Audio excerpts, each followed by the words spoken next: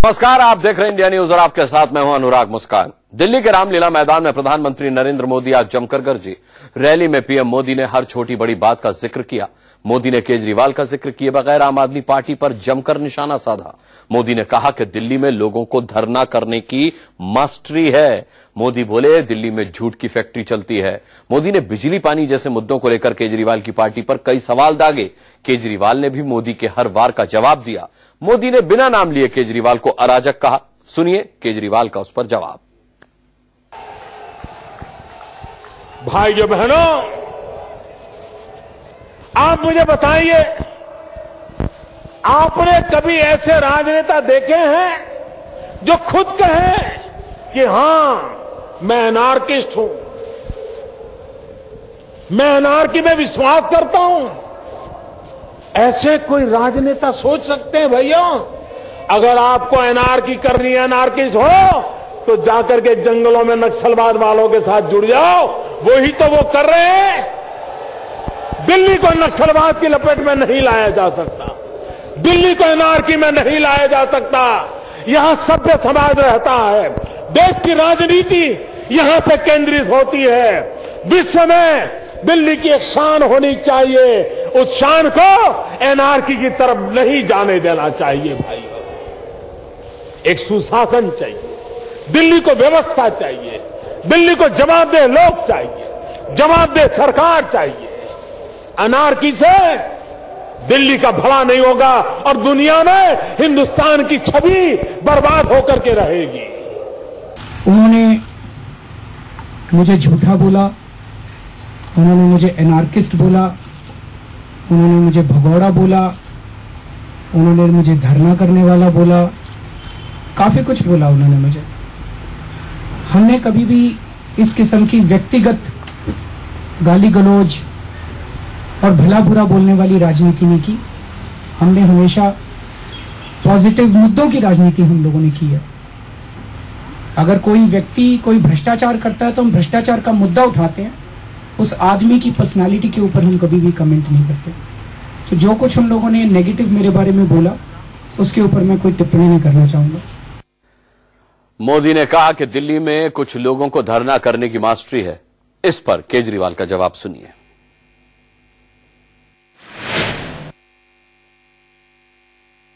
कुछ लोगों की कुछ काम में मास्टरी होती है।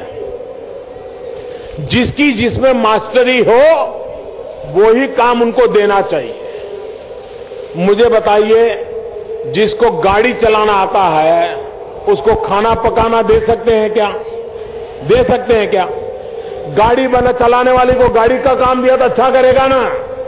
इसलिए जिनको फुटपाथ पर बैठ करके रास्ते रोकने में अच्छा ही मास्टरी है, धरने करने की मास्टरी है,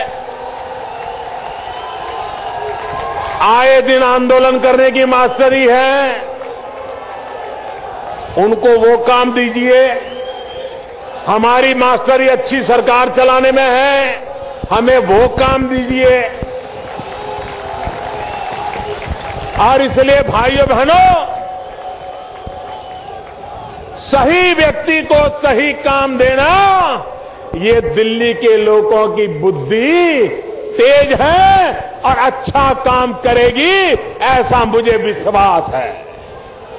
ये वही रामलीला मैदान है जहां से अन्ना हजारे जी ने आंदोलन किया था, जहां पे अन्ना हजारे जी ने धरना किया था।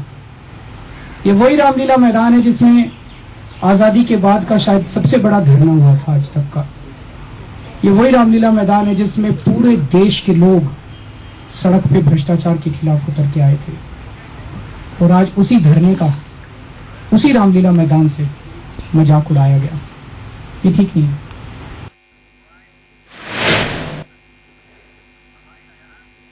मोदी ने कहा कि दिल्ली में 1 साल का वक्त बर्बाद हो गया। इस पर केजरीवाल ने क्या कहा, वो सुनिए।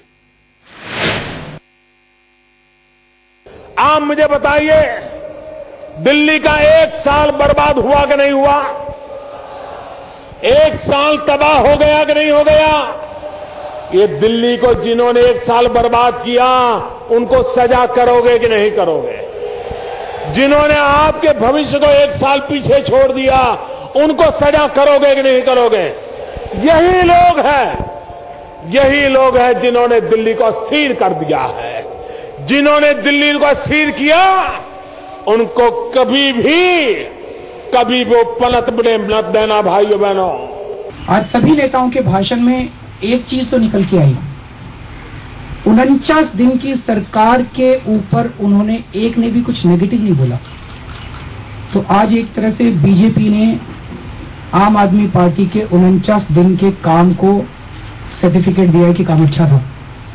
उन्होंने कांग्रेस के काम को 15 साल को लताड़ा, उन्होंने काफी और चीजें बोली, लेकिन मैं एनार्किस्ट हूं, मैं धरना करता हूं, मैं ये करता हूं।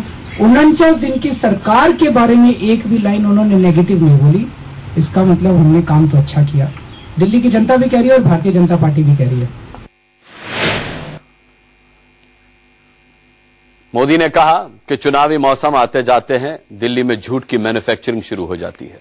केजरीवाल ने इसका भी जवाब दिया।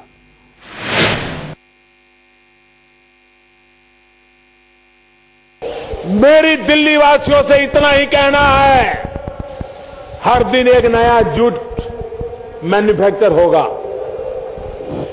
भ्रमित करना, यही उनकी राजनीति का तरीका है। झूठ फैलाना, यही उनकी राजनीति का तरीका है। और इसलिए मेरे भाइयों बहनों, अगर कुछ कहना है, जरूरी लगता है, तो मोदी कभी पीठ में छुरा भौंकने वाला इंसान नहीं है। एक चीज जो साफ साफ आज रैली से निकल के आई कि बीजेपी के पास दिल्ली चुनाव के लिए कोई भी पॉजिटिव एजेंडा नहीं है। वो पूरा का पूरा चुनाव नेम कॉलिंग, भला बुरा बोल के नेगेटिव पूरा चुनाव लड़ने वाले हैं।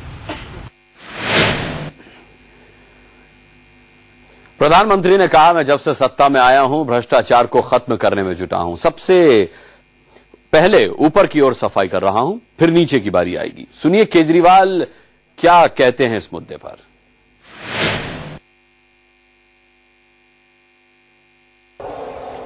आपको रोजमर्रा की जिंदगी में जो लोग परेशान करते हैं, कोई 5 रुपया मांग लेते हैं, कोई 10 रुपया मांग लेते हैं, कोई ऑटो रिक्शा वाले से लूट लेते, चलता है ना। मुझ पे भरोसा कीजिए, मैंने ऊपर से शुरू किया है, नीचे भी करके रहूंगा। ये सफाई मैं करके रहूंगा भाइयों बहनों, इसलिए मैं आपसे वादा करने आया। इन्होंने नारा दिया था, बहुत हुआ भ्रष्टाचार, अब की बार मोदी सरकार। भ्रष्टाचार भी दूर नहीं हुआ। हमने 49 दिन में भ्रष्टाचार दूर कर दिया था। 49 दिन की सरकार में, गलत तो नहीं कह रहा जी, हमने 49 दिन में कर दिया था, इनसे 6 महीने में नहीं हुआ। तो या तो इनको करना नहीं आता या इनकी नीयत खराब है।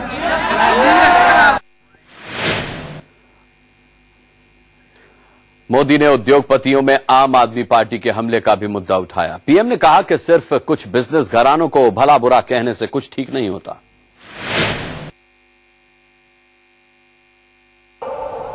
कि 2-4 अमीरों को गाली देते रहो और कुछ नहीं करना। 2-4 अमीरों को गाली दे दो, गरीबों को भड़काते रहो और अपना राजनीतिक उल्लू सीधा करते रहो। अब वक्त बदल चुका है। अब गरीब 2-4 अमीरों को गाली देकर के खुश होने वाला नहीं है। वो तो हिसाब चाहता है कि भाई मेरे लिए क्या किया और मेरे लिए क्या करोगे, इसका हिसाब दो। भाइयों बहनों, बिजली सस्ती मिले, पहले बिजली मिले तो, अगर बिजली नहीं है तो बिजली का बिल आने वाला ही कहां है। हमने 2 दिशाओं में काम उठाया है। हम जिस प्रकार से बिजली के काम को उठाया है, हम दिल्ली में से ये जनरेटर की आवाज बंद कर देंगे। अच्छा, आप एक बात बताओ, दिल्ली में बिजली कंपनियों का मालिक कौन है? अनिल अंबानी, टाटा, है ना। आप ये बताओ, अगर मैं कल अनिल अंबानी से दोस्ती कर लूं तो क्या मैं आपके बिजली के बिल कम कर पाऊंगा? नहीं कर पाऊंगा। ये बीजेपी वाले अनिल अंबानी को अपने साथ लेके घूमते हैं सर। अरे ये बीजेपी वालों ने अनिल अंबानी को अपना स्वच्छता अभियान का एम्बेसडर बना रखा है। तो अगर अनिल अंबानी से इतनी दोस्ती है, अनिल अंबानी से इतना याराना है, तो आपके बिजली के बिल कम नहीं होने वाले, वो बढ़ेंगे भाई। क्या दिल्ली में मोदी की रैली से बीजेपी को फायदा होगा? इंडिया न्यूज ने दिल्ली के तमाम इलाकों में जाकर लोगों से इस सवाल का जवाब तलाशने की कोशिश की। आइए सुनते हैं क्या है दिल्ली की राय।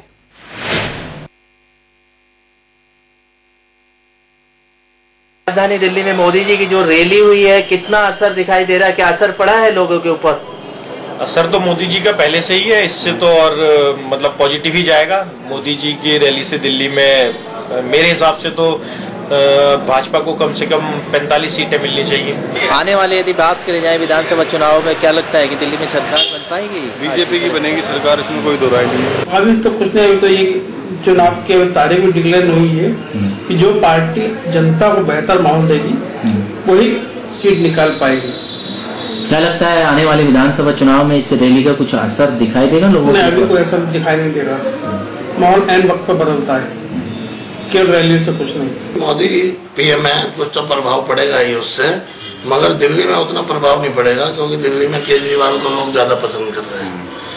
फिर भी प्रधानमंत्री होने के नाते कुछ ना कुछ असर जरूर पड़ेगा। जैसे पहले थी मोदी लहर, उससे तो कमी है, इस बार इतना कुछ नहीं हो पाएगा। बाकी जैसे कि आम आदमी पार्टी है, थोड़ी टक्कर देगी आम आदमी पार्टी की। मोदी जी के साथ हर व्यक्ति उनके साथ जुड़ा हुआ है और हर आदमी ये चाहता है कि अब देश के अंदर ऐसी सरकार बने जो 5 साल रहे और पूरा देश का विकास और प्रगति का काम करे।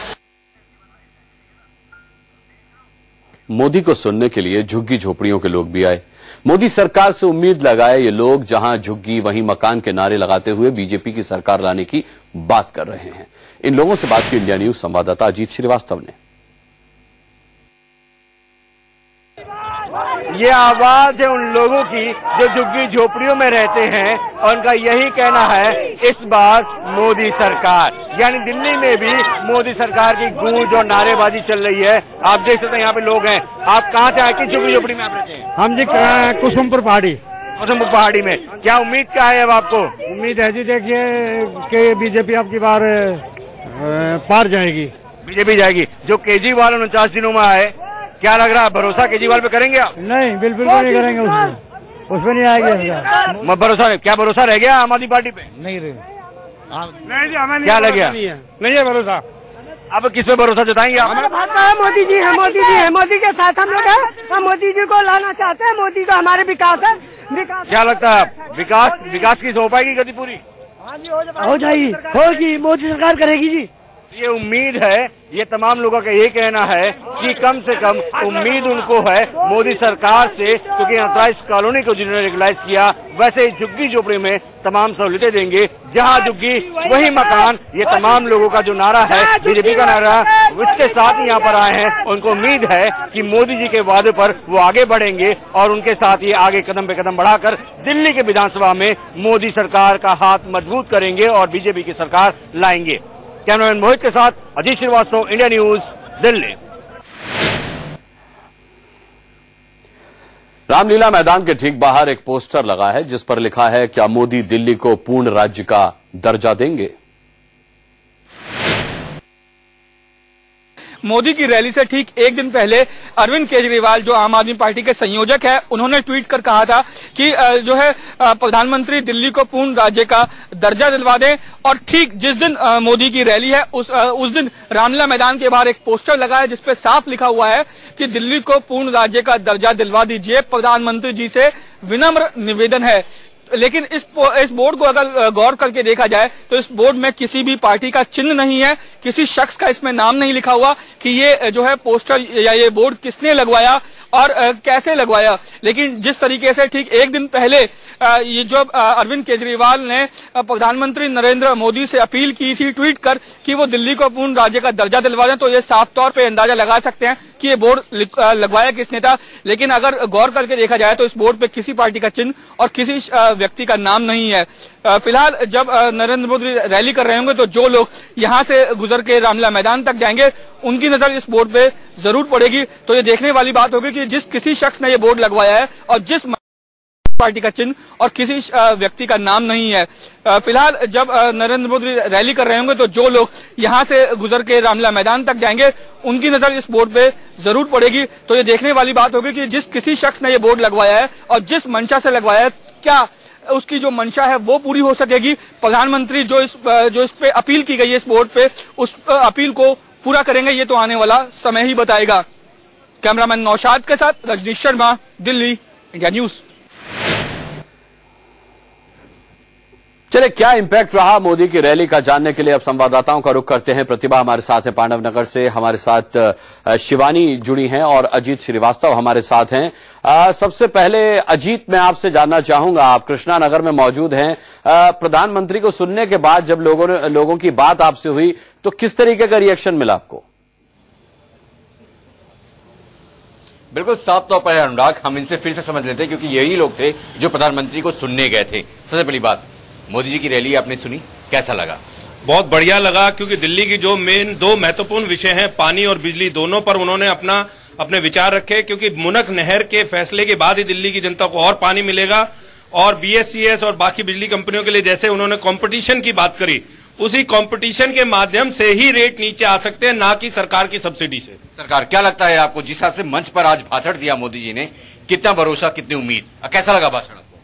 भाषण तो ठीक ही था, लेकिन उम्मीद तो सारी दुनिया को उम्मीद है। पूरा देश आज मोदी पर उम्मीद कर रहा, पूरा विश्व उम्मीद कर रहा, तो हम लोगों को तो पूरी उम्मीद है। जो पूरी उम्मीद है, क्योंकि चूंकि ये अनुराग अनऑथराइज्ड कॉलोनी है, हमारे साथ कुछ लोग आ रहे हैं। कैसा लगा जिस हिसाब से बातें यहाँ पर हुई है मंच पर, कैसा क्या लग रहा है आपको? भरोसा कुछ? मोदी जी की बातों से भरोसा, मैं पूर्ण विश्वास है उनके ऊपर कि जो वो कह रहे हैं वो करके दिखाएंगे हमको। पूर्ण विश्वास। क्या लग रहा है, कुछ और बातें होनी चाहिए थी जो मन से नहीं हो पाई, या पूरी बातें जो की वो अच्छी थी? बहुत अच्छा हो रहा है, हम चाहते हैं कि हम सब मोदी जी के साथ हैं। मोदी जी जिंदाबाद। तो मोदी जी के साथ में यहाँ पर तमाम लोग साथ में आपसे समझना चाहेंगे, कैसा जो मंच से बातें कही गई हैं, क्या लग रहा है आपको? कुछ बातें कुछ छूट गई या मुद्दे सारे सही हैं, उस पर जब दिल्ली की जनता उनका साथ देगी? मोदी जी ने जो कहा बहुत अच्छा कहा, जनता साथ में है। मोदी जी जो करते हैं, कहते हैं, वो करते हैं। सबसे लेकिन जो 49 दिन की सरकार की बात कहें हम, जो 49 दिन में भाग गए सरकार, उससे भी अटैक किया, काफी पर्सनल बातें कही, क्या लगता है वो सही था? मेरे हिसाब से तो मोदी जी जैसी शख्सियत को उनके बारे में बात ही नहीं करनी चाहिए थी, क्योंकि जो 49 दिन में भाग गए, बड़ी बड़ी बातें करते हैं। 49 दिन में तो कोई भी आदमी कुछ भी काम नहीं कर सकता। ये बेकार की बात है कि 49 दिनों में उन्होंने बहुत कुछ कर दिया। साफ तौर पर क्या लग रहा है, आप भरोसा युवाओं को कि युवा हैं आप? सब बिल्कुल है जी, बीजेपी के ऊपर, मोदी जी के ऊपर। जैसा मोदी जी कहते हैं, छोटी चीजें कहते हैं, छोटी से ही बड़ी बातें बनती है। आज वो पानी देंगे, कल मकान देंगे, तभी तो आगे ठीक है अजीत, हमारे देश का। ठीक है अजीत, कृष्णा नगर के लोगों की बात हमने सुनी। हम पांडव नगर भी जाएंगे, हम पांडव नगर भी जाएंगे, हम शिवानी के पास और प्रतिभा के पास भी जाएंगे और वहां के लोगों से भी ये जानेंगे कि आखिर मोदी की रैली के बाद कितना फर्क लोगों के जहन पर पड़ा है और उन्होंने क्या महसूस किया जो कुछ मोदी ने कहा उसे लेकर। पर जाने से पहले हम कृष्णा नगर में थे, अजीत के साथ जो लोग थे उन्होंने हमें बताया कि मोदी की रैली के बाद वो क्या सोचते हैं। आइए अब सीधे शिवानी के पास चलते हैं। शिवानी, इस रैली के बाद आपके आसपास जो लोग हैं पांडव नगर के, वो क्या सोचते हैं, उनका क्या मानना है?